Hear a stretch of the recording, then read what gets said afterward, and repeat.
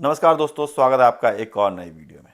जब भी हम यहाँ पे फर्स्ट टाइम आते हैं तो हमें कुछ भी पता नहीं होता कि हमें सबसे पहले यहाँ पे क्या करना चाहिए, क्या क्या इम्पोर्टेंट चीज़ें हैं जो हमें आते ही कर लेनी चाहिए। और इस कारण से होता क्या है कि कुछ चीज़ों में हमें डिले हो जाती है या फिर कुछ ऐसी चीज़ें होती हैं जो हम नहीं करते हैं आते ही, और इसके कारण से हमें आगे चल के थोड़ी परेशानियाँ होती हैं।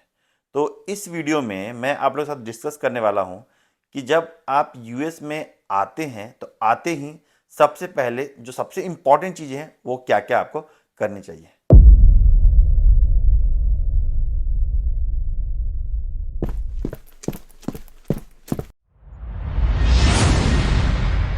आप कहीं भी जाइए, आपको एक कम्युनिकेशन के लिए मोबाइल नंबर होना बहुत ज़रूरी है। अगर मोबाइल नंबर नहीं है तो आप कहीं भी आपको जाना होगा, मान लीजिए आपको वॉक करके भी कहीं जाना है किसी जगह पे, तो आप गूगल मैप्स यूज़ नहीं करते क्योंकि इंटरनेट नहीं चल रहा है। किसी को कॉल करना है वो भी नहीं कर सकते हैं। अगर आपको कहीं पर अपॉइंटमेंट लेना है तो वो भी नहीं ले सकते क्योंकि हर जगह पे मोबाइल नंबर की सबसे ज़रूरत होती है।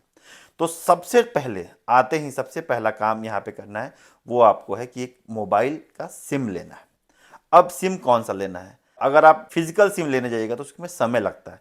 यहाँ पे इंडिया की तरह नहीं है कि छोटी छोटी दुकानें हैं जहाँ पे जाइए और एक सिम ले लीजिए और वो एक्टिवेटेड हो, ऐसा नहीं है। यहाँ पे क्या होता है कि आप ऑर्डर करते हैं कोई सिम तो उसको आने में, फिजिकल सिम आने में 1 से 2 दिन मिनिमम लगता है। तो उसके लिए यहाँ पे ई सिम काफ़ी ज़्यादा चलता है। आप कोई भी कैरियर से ई सिम ले लीजिए और वो इंस्टेंटली हार्डली 5 मिनट में वो एक्टिवेट हो जाता है।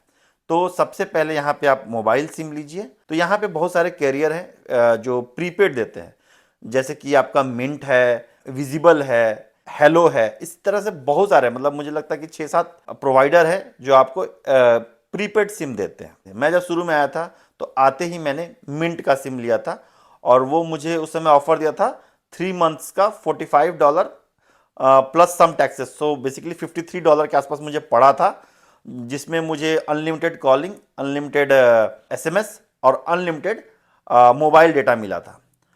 इसके अलावा भी जब मैं कुछ दिन यहाँ पे अपना समय बिताया तो अपनी वाइफ के लिए नया सिम लेना हुआ, तो उसके लिए मैंने हेलो का सिम लिया है जो मुझे $5 में अनलिमिटेड कॉलिंग, अनलिमिटेड मैसेजेस और 500 MB डेटा दे रहा है 1 मंथ के लिए।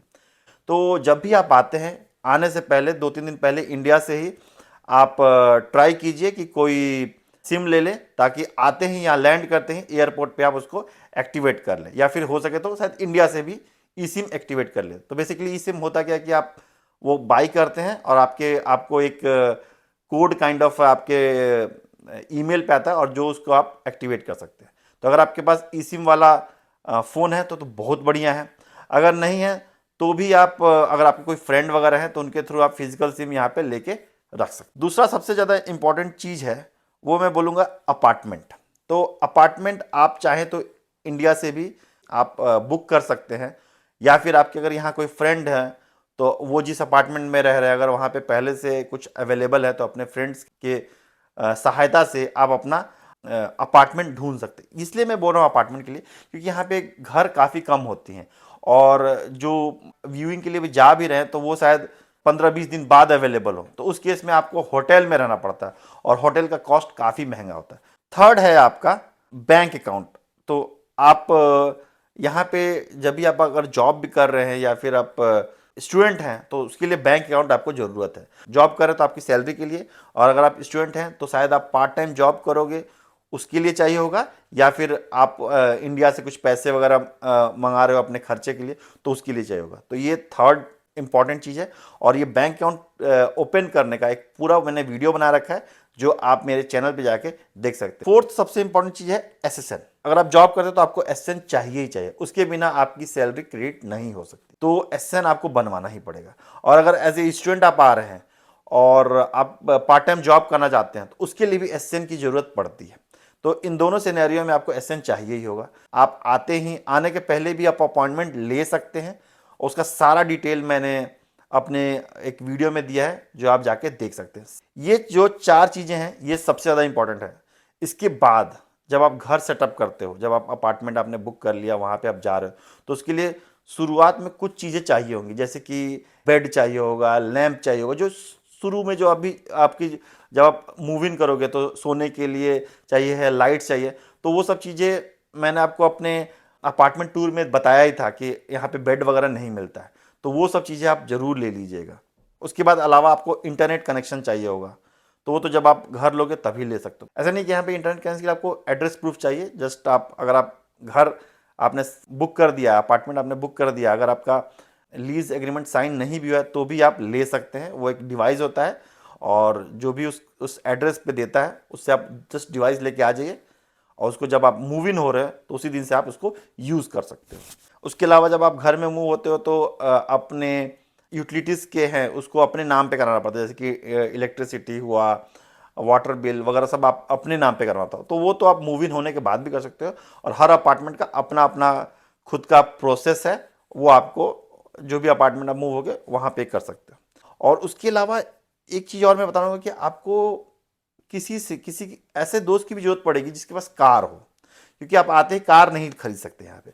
और यूएस में पब्लिक ट्रांसपोर्ट, अगर आप डाउनटाउन में नहीं रह रहे हो, अगर सबर में रहो, तो पब्लिक ट्रांसपोर्ट तो आप भूल जाइए कि अच्छा पब्लिक ट्रांसपोर्ट होगा। तो ग्रॉसरी के लिए, कुछ भी छोटे मोटे सामान लेने के लिए भी आपको कार की जरूरत पड़ेगी। तो उसके लिए एक ऐसा दोस्त चाहिए जो जिसके पास कार हो। तो मैं ये बोलूँगा कि जब भी आप अपार्टमेंट में मूव इन हो रहे हो तो आप ऐसा अपार्टमेंट देखिए जहाँ पे या तो कोई आपका दोस्त पहले से रह रहा है, अगर दोस्त नहीं है तो कुछ कोई इंडियन फैमिली वहाँ रहती हो, ताकि आपकी ये दोस्ती इंडियन फैमिली से हो जाए और वो शायद आपको कुछ हेल्प कर सके ग्रॉसरी लेने में या सामान वगैरह लेने में या कहीं आने जाने में आपका हेल्प हो सके। तो ये इसकी कम से कम जो है आपको 6 महीने तक पड़ेगी किसी भी ऐसे दोस्त की जिसके पास कार हो, क्योंकि उसके पहले अगर आप लोन पे गाड़ी लेना चाहते हो तो आपको नहीं मिलेगा। और आपके पास इतना पैसा नहीं होगा कि आप एक जाके नई गाड़ी या सेकेंड हैंड भी गाड़ी आप ले लें। तो इसीलिए ऐसे फ्रेंड की जरूरत जरूर पड़ेगी जिसके पास कार हो। तो अगर आपका दोस्त नहीं है तो यहाँ पे आइए अपार्टमेंट में, उससे किसी न किसी को दोस्ती कीजिए। तो अगर आप यहाँ तक वीडियो देख लिए हैं तो प्लीज़ वीडियो को लाइक कीजिए, इस चैनल को सब्सक्राइब कीजिए, दोस्तों के साथ शेयर कीजिए। तो मिलते हैं अगले वीडियो में, तब तक के लिए tata bye bye, have a nice day.